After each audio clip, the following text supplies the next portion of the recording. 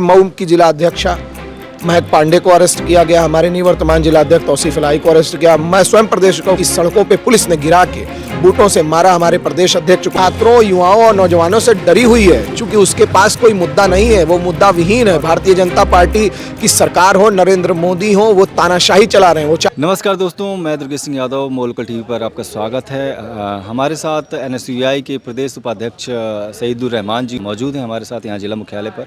नमस्कार। कैसे आप लोग इतनी बड़ी संख्या में यहाँ पर उपस्थित हुए, क्या समस्या थी? देखिए, भारतीय जनता पार्टी की नरेंद्र मोदी सरकार ने जिस तरीके से मनरेगा का नाम बदला और उसके मूल सिद्धांतों के साथ जो खिलवाड़ किया, उसी के संदर्भ में 11 जनवरी 2026 को एक सांकेतिक धरना बनारस के अंदर होना तय हुआ था, जिसका आह्वान NSUI के राष्ट्रीय अध्यक्ष श्री वरुण चौधरी को करना था।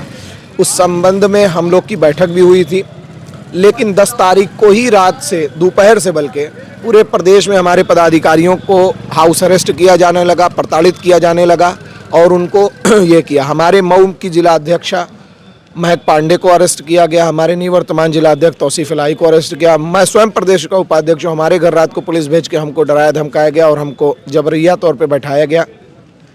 इसके बाद हमारे प्रदेश के पदाधिकारियों को भी हाउस अरेस्ट किया गया, लेकिन फिर भी धरने में बनारस जो लोग पहुँचे उनके साथ अमानवीय व्यवहार हुआ। हमारे NSUI के राष्ट्रीय अध्यक्ष बताइए कि एक मुख्य विपक्षी दल के और छात्र संगठन के सबसे बड़े फ्रंटल के राष्ट्रीय अध्यक्ष को जिस तरीके से बनारस की सड़कों पे पुलिस ने गिरा के बूटों से मारा, हमारे प्रदेश अध्यक्ष को जिस तरीके से घसीटा, हमारे संगठन उपाध्यक्ष का जिस तरीके से हाथ का अंगूठा फटा, ये निंदनीय है और कहीं ना कहीं भारतीय जनता पार्टी की तानाशाही और छात्रों युवाओं की दमनकारी की जो नीति है वो उजागर करती है। इसी के संदर्भ में आज भारतीय राष्ट्रीय कांग्रेस के आह्वान पर हम लोगों का एक ज्ञापन था जो महामहिम राज्यपाल महोदय को था। उसमें हमारा निवेदन है और हमारी मांग है कि उन अधिकारियों की जांच होनी, निष्पक्ष जांच होनी चाहिए और उनको दंडित करना चाहिए।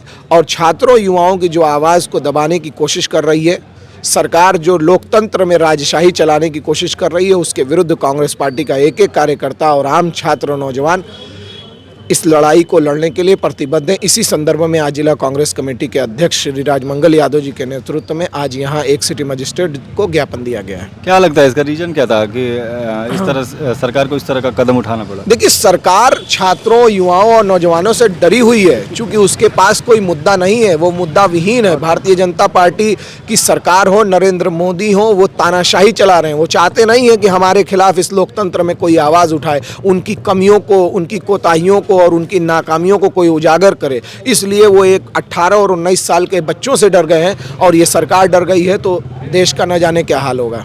सरकार तो कहती है कि हम पूरी तरह से लोकतांत्रिक ढंग से देश चला रहे हैं और यही रीजन है कि हम लोग जीतते चले जा रहे हैं। देखिए, लोकतंत्र में जीत और हार लोकतंत्र के मजबूती का वो नहीं है।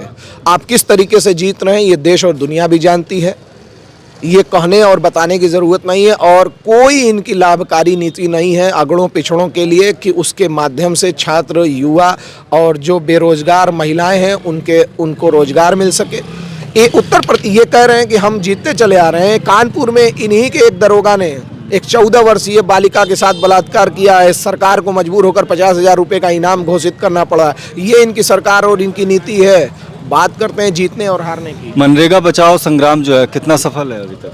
देखिए, कांग्रेस पार्टी का एक एक कार्यकर्ता इसके लिए प्रतिबद्ध है और हम खून के आखिरी कतरे तक और आखिरी सांस तक इस लड़ाई को लड़ेंगे, उस वक्त तक जब तक सरकार बैकफुट पे नहीं आ जाती है और अपनी गलतियों को मानती नहीं है। और महात्मा गांधी मनरेगा जो रोजगार गारंटी योजना है उसको पूर्ण रूप से जो असली मुद्दा था, असली जो उसका स्ट्रक्चर था, उसको अगर वापस नहीं ले आती है तो हम आखिरी सांस तक लड़ने के लिए तैयार हैं।